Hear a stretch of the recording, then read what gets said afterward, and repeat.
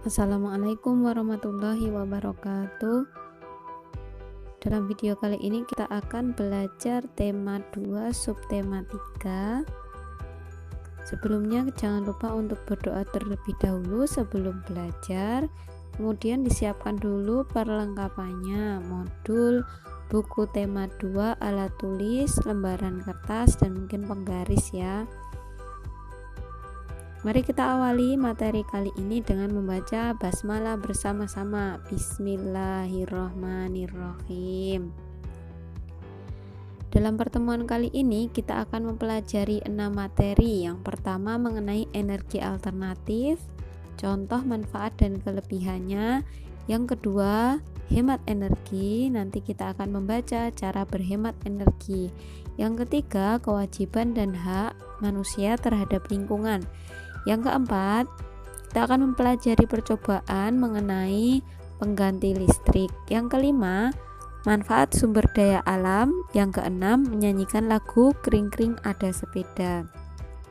Kita ingat kembali materi sebelumnya mengenai sumber energi. Ada sumber energi tidak terbarukan dan ada sumber energi terbarukan.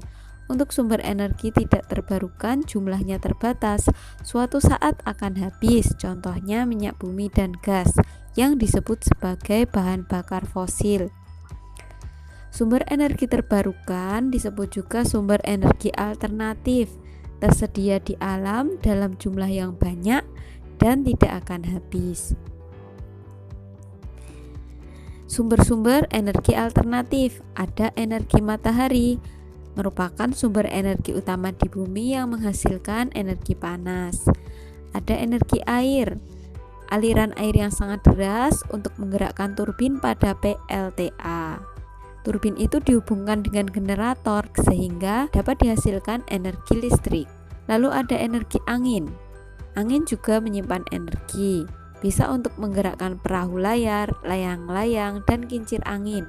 Di negara-negara tertentu, energi angin digunakan untuk PLTB atau pembangkit listrik tenaga bayu. Kincir angin dihubungkan dengan aerogenerator yang bisa mengubah energi angin menjadi energi listrik. Ada energi panas bumi atau geotermal, berasal dari panas yang disimpan di bawah permukaan bumi di pegunungan. Batuan panasnya akan memanaskan air di sekitarnya sehingga dihasilkan uap air panas atau geyser.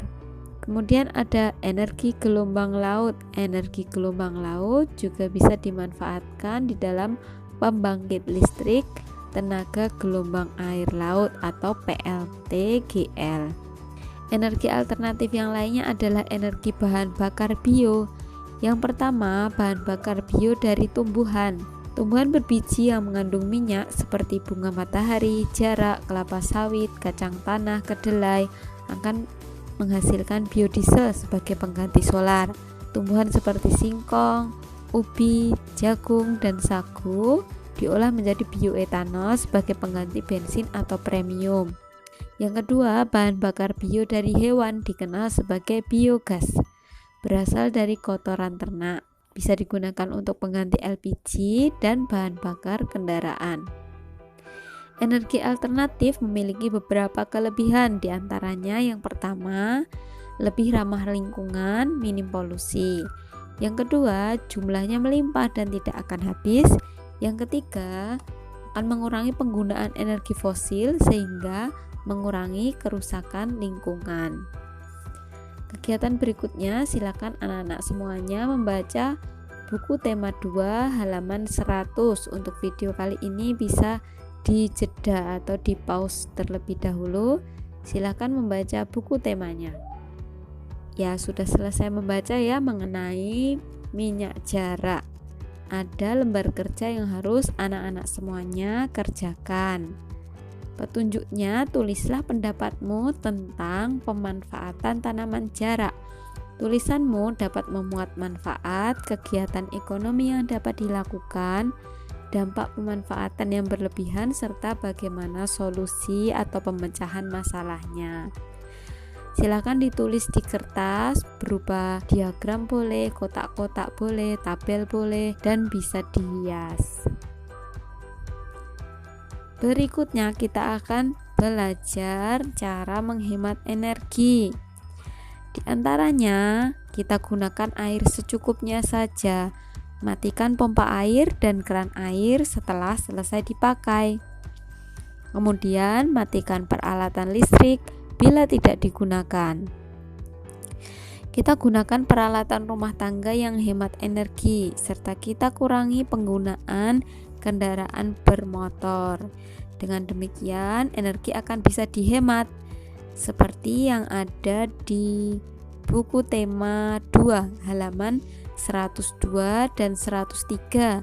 Silakan dibaca apa saja yang akan dilakukan oleh Udin serta teman-temannya untuk menghemat energi.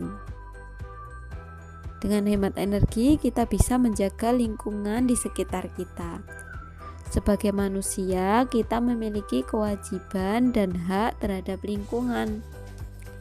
Kewajiban manusia terhadap lingkungan, contohnya, tidak membuang sampah sembarangan, melakukan penanaman kembali, menggunakan jenis kendaraan yang ramah lingkungan supaya tidak menimbulkan polusi, memperindah lingkungan dengan menghias taman atau kebun. Setelah melakukan kewajiban tersebut, kita akan mendapatkan hak.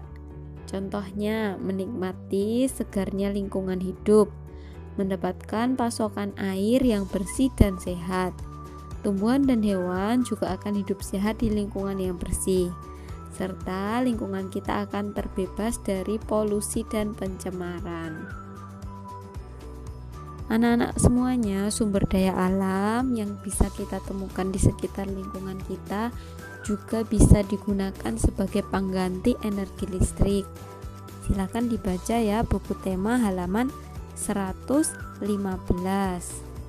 Setelah membaca buku tema, lanjutkan melihat video mengenai percobaan tersebut.